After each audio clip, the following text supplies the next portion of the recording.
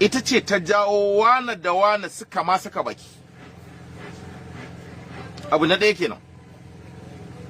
Abu na biyu, a lokacin da ka ce za ka iya, waɗansu sai suka ce ba za ka iya ba. Idan da tawadu, da a makaranta aka yi karatun, da Allah dabtu da ladabai irin na makaranta, abinda ka ce za ka iya, wasu suka ce ba za ka iya ba, to maimakon ka fito kana wani raddi, ka tsaya kana wata mai da magana da baƙaƙen maganganu da munanan maganganu marasa na rashin mutunci, kawai sai ka kyale suka kama karatun. Idan tafiya ta yi tafiya, masu bibiyar ka sai su yanke hukunci, amma saboda ba a karatun aka koya, ba a koyi tawadu ba, makarantar aka je dan daman a koyo abin da za a zo a yi wa al'umma rashin mutunci, ba dan a ladabin makarantar ba, sai aka dawo ake hayaniya, ake raddin da har aka zo aka faɗa wani ramin hallau. Abin nufi da ka zo ka ce za ka yi, duk wani mai gyara ya ɗauki biransa da alƙalami, kar a ɗaga maka ƙafa ka a saurara maka. Wannan ka saɓawa duniyar ilimi, ka saɓawa ladabi na makaranta, ka saɓawa tsari na tawadu. Wallahi duk wanda ya ce zan yi karatu, duk wanda ya isa ya min gyara ya min, wallahi sai Allah ya jarabe shi. Kuma sa'ad da kai guda ce, waɗanda duk suka isa su yi maka gyaran, to su kuma ba su da lokacin da za su bibiye ka.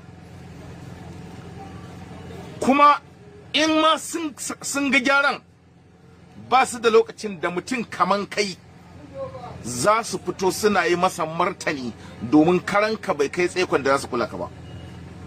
Wannan ita ce sa'ad da kai.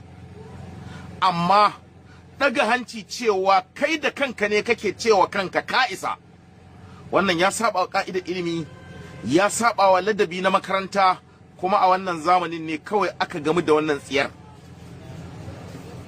Ba kai da zaka karanta littafin ba, shi kansa ibn abi shayba din wa ya dagawa hanci a duniya yace ya iya? A ina yayi kirari yace shi wani ne wanda ya rubuta ya wallafa littafin, har ya koma ga Allah yana kaskantar da kansa, yana kallon kansa a bai isa ba. Kai kuma karantawa kadai zaka yi, amma ka cika duniya da hayaniya, da raki da kwallagwazo za ka yi karatu. Jamilu, ka kaddara ka yi karatun nan ka fita salin alin ba kai kuskure ba, kuma wannan sai ya nuna kafuwa, wannan sai ya nuna ka zamawa. Da wanda ya rubuta littafin, da wanda suka ci gaba da karantar da shi tun da aka yi littafin har zuwa yau, ba a san wanda ya fito ya kirari irin nakan nan ba. Saboda haka wannan wawanci na ɗaya kenan. Za ka yi karatu, amma kan ka fara karatun ma ka yi martani kala-kala, ka yi surutu iri-iri, ka ɗaga hanci, ka yi kirari, ka yi kuri, ba ka mai da al'amari zuwa ga Allah ba. Wallahi da kai mai ladabi ne, da aka ce ba za ka iya ba, sai ka ce to za mu gwada, ku yi mana fatan alkhairi, ka tsaya a nan.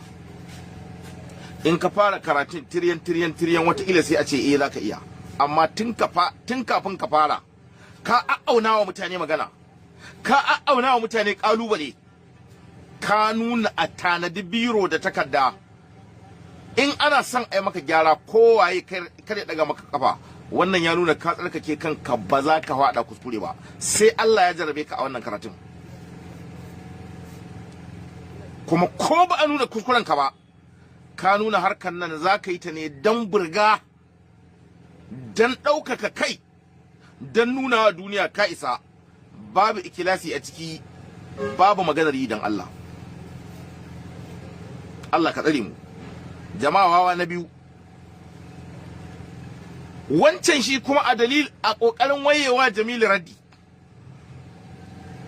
a ƙoƙarin ya nuna Jamilu ba zai iya ba, wai sai ce wai duk ƙasan nan, duk Najeriyan nan babu wanda ya isa ya karanta musannif wa al'umma ya fita lafiya. Kai ka ji wannan wawanci dan Allah.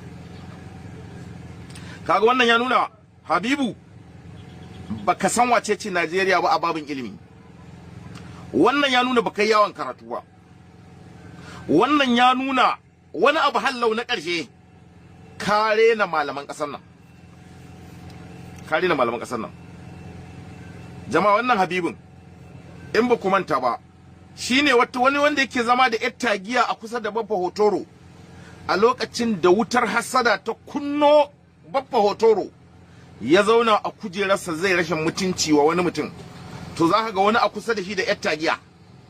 Wannan shine Habibu, shine mai cewa duk malaman ƙasar nan ba wanda ya isa ya karanta musannaf ya kai labari. Wallahi bai san ƙasar nan ba. Wallahi bai san malaman ƙasar nan ba.